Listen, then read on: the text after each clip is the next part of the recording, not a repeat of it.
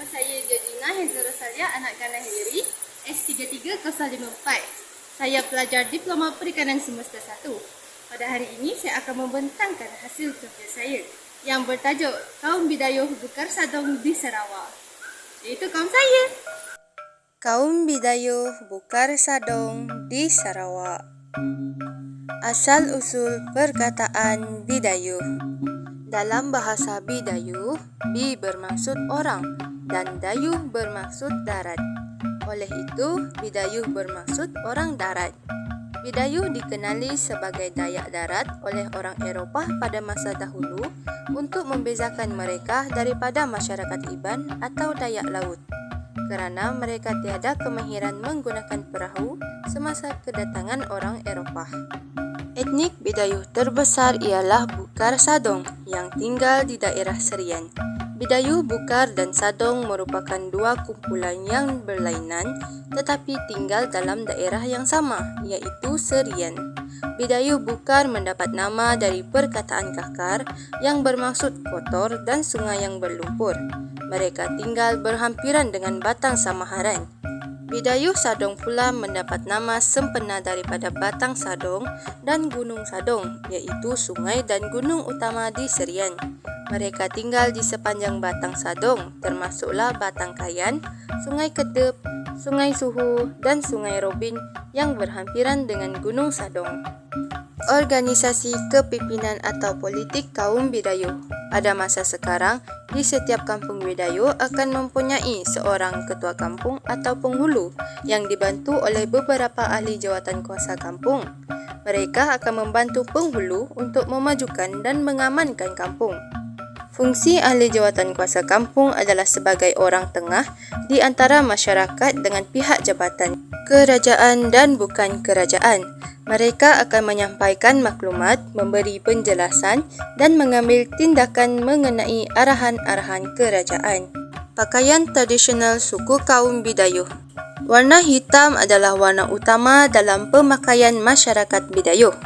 Bagi kaum wanita masyarakat Bidayuh, pakaian lengkap adalah termasuk baju berlengan pendek atau separuh lengan dan sepasang kain sarung berwarna hitam paras lutut yang dihiasi dengan manik-manik halus pelbagai warna diselami dengan kombinasi warna utama iaitu putih, kuning dan merah.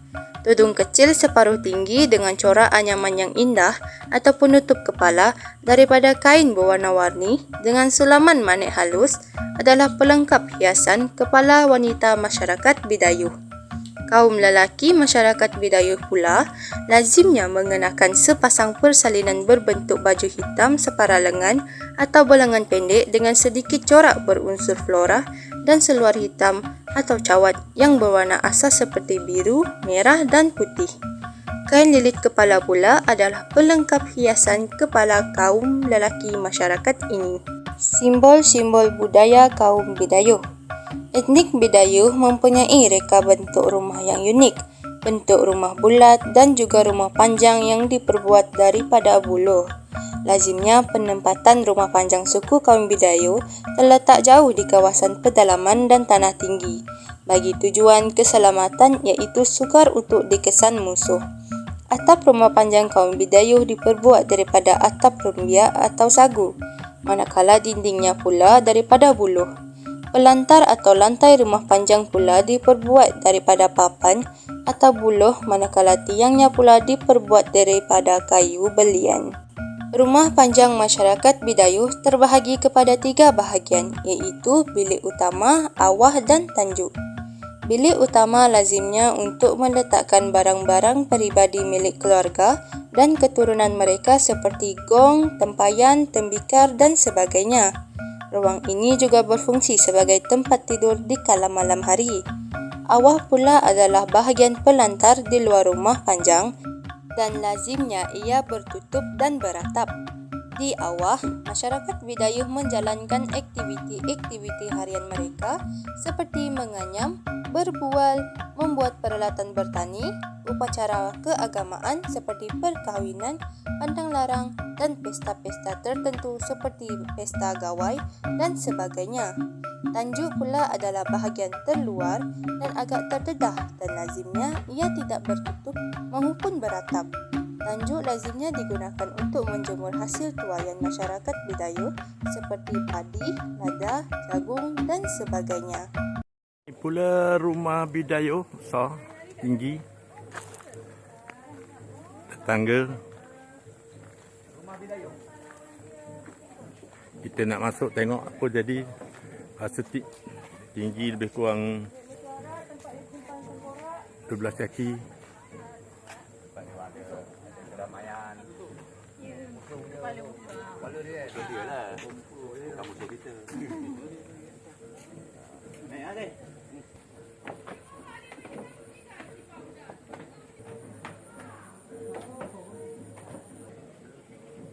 Tinggi lah.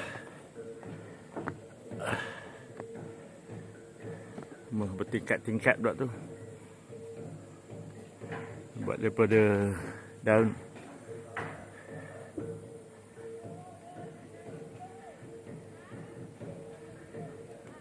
Jadi tempat bersidang tadi. Ini kawasan pedalaman dia. Bidayuh.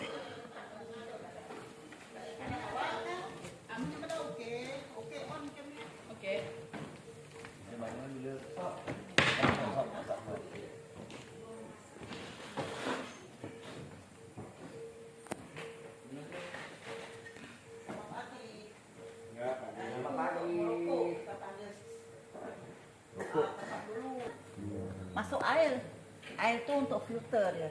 Okey, ni tempat apa ni? Yang excuse jangan merokok dalamnya. Jangan merokok. Merokok Tak boleh. Okey. Jadi rumah ni rumah pahlawan orang Bidayuh. Tapi ini sentiasa untuk mengeringkan roh-roh tengkorak. Ya jadi tengkoraknya di atas tu. Rumah pahlawan. Rumah pahlawan ataupun Dia saja yang duduk. Kita panggil baruk. Dia saja yang duduk. Lelaki pahlawan saja yang duduk di sini. Jaga Oh, kampung. pahlawan saja. Isteri-isteri dia? Isteri dia kalau sudah kahwin, pahlawan yang sudah ada beristeri, duduk kat ruang panjang. Ini untuk yang Rumah bujang. yang sebelah ni. Ini Dalam mengharungi kehidupan seharian, masyarakat Bidayuh juga terkenal sebagai masyarakat petani yang mengamalkan penanaman padi bukit.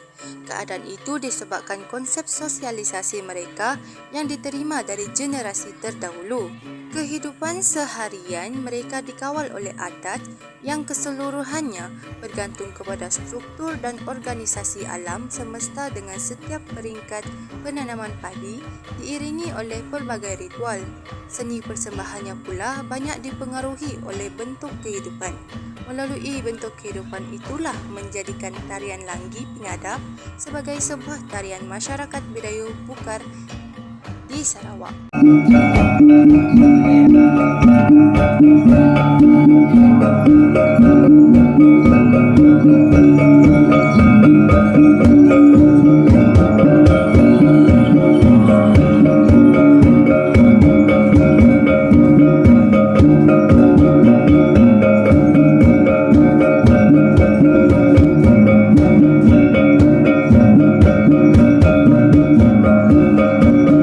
Adat perkawinan suku kaum Bidayuh.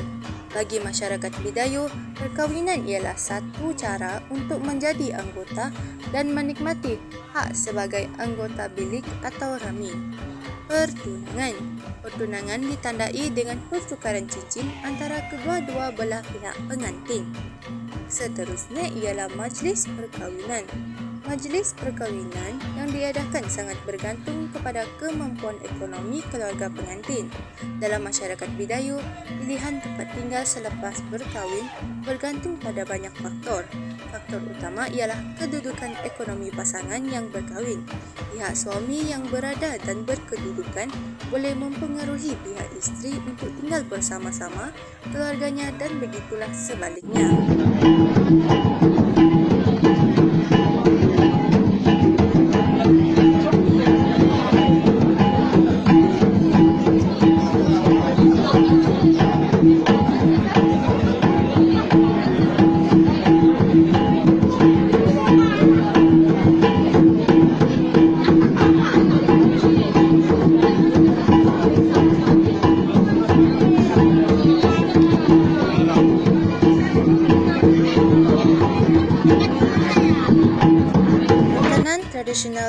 kaum Bidayuh.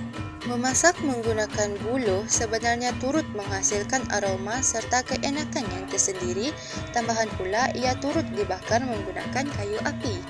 Antara hidangan tradisional masyarakat Bidayuh yang masih dikekalkan sehingga hari ini adalah seperti asam siok. Asam siok merupakan beras yang dimasak bersama ayam dan menggunakan buluh sebagai salah satu bahan utama. Ia merupakan antara makanan tradisi masyarakat Bidayuh yang begitu terkenal. Buluh digunakan sebagai medium untuk memasak ayam dan beras. Hidangan ini begitu jarang dikenali oleh masyarakat Sarawak. Namun asam siok ini seakan manuk pansuh yang berasal dari Iban. Walau bagaimanapun, asam siok ini merupakan hidangan versi masyarakat Bidayuh. Yang seterusnya ialah kasam ikan. Kasam ikan atau pekasam biasanya dibuat menggunakan ikan air tawar. Orang Bidayuh biasanya menggaul nasi lama ke dalam pekasam mereka bagi memberi rasa yang lebih enak. Sesetengah pula mencampurkan dengan beberapa jenis daun rempah yang terdapat di Sarawak bagi menambah rasa pada pekasam. Yang terakhir ialah pangkang. Pangkang pula jika dilihat seakan-akan lemang kerana ia dimasak menggunakan buluh. Namun cara untuk membuat juga tidak jauh beza dari membuat lemang. Tetapi pangkang tidak menggunakan daun pisang sebagai pembalut di bahagian dalam buluh. Hidangan ini juga menggunakan hanya sedikit santan sahaja. Untuk membuat pangkang, beras pulut akan dimasukkan ke dalam buluh bersama sedikit santan.